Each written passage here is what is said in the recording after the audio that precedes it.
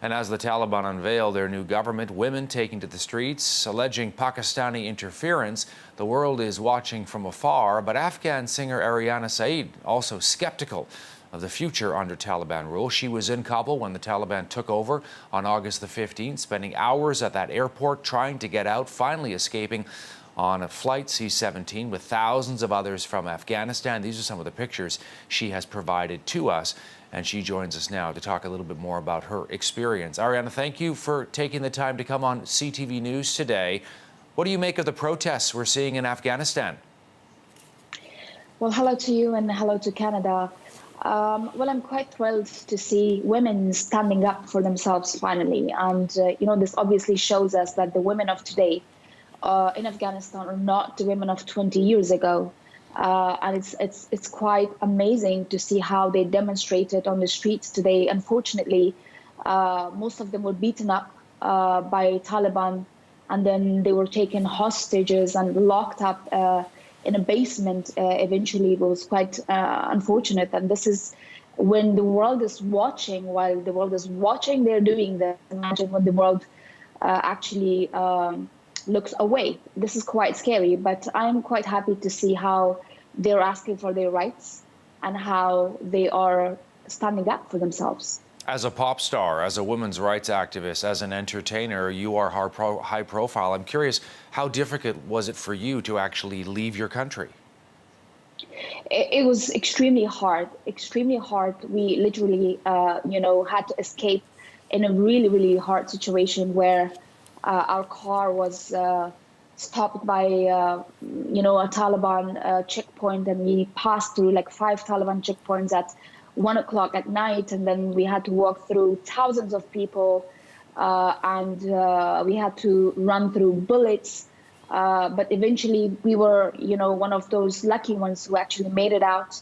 But my heart still bleeds for the thousands of people who were left behind there, and they're still waiting to be rescued. I know you're now safely in Istanbul, in Turkey, but you're following closely what's happening in Afghanistan, and now you're looking at the Taliban trying to put together a new government. People with long memories will remember what happened back in 1996 when the Taliban ruled Afghanistan. Your number one concern, Aryana, what are you worried the most about here as we watch this new government come into some sort of a creation? They're pulling in new people. They're trying to figure out how to run the country. And you're seeing these women who largely are being shut out of the conversation. I mean, it's absolutely crazy and scary to me.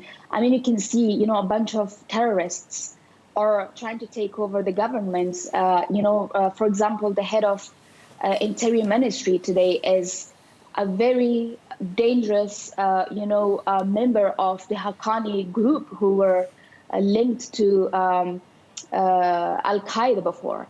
And at least another 3 more members of Haqqani groups are the heads of other ministries in Afghanistan, and they're all linked to Al-Qaeda.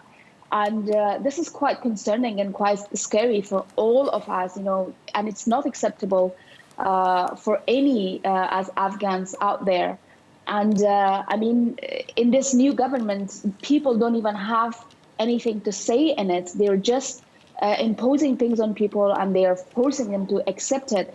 And the most concerning thing in here for me is there is no Ministry of Women Affairs, and the women are not even involved in this government.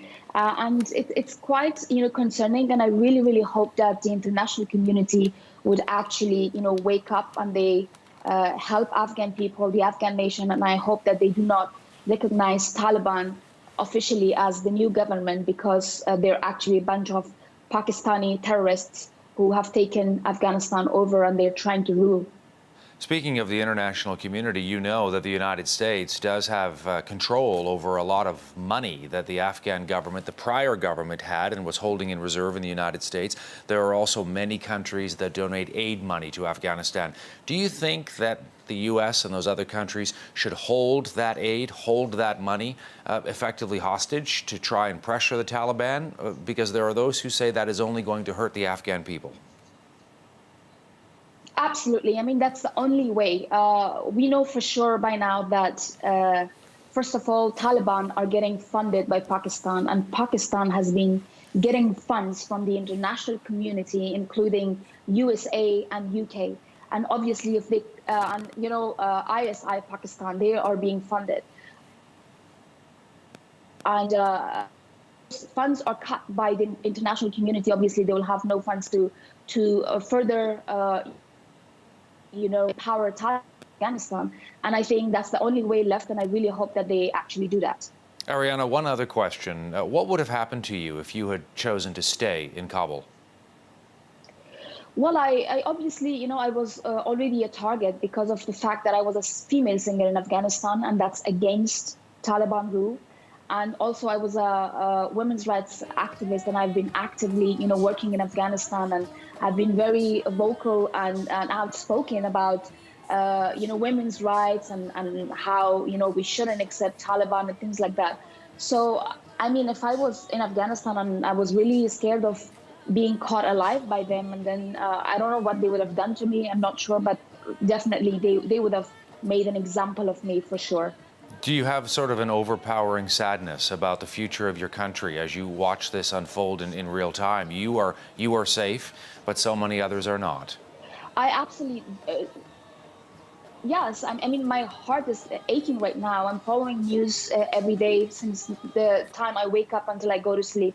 And I have big concerns for the Afghan, nation, for our people, for our innocent children, for the Afghan women, who don't deserve to be treated the way they are being treated by Taliban. And obviously, they're all scared. I'm in contact with a lot of Afghan women. Our relatives, our families are left behind.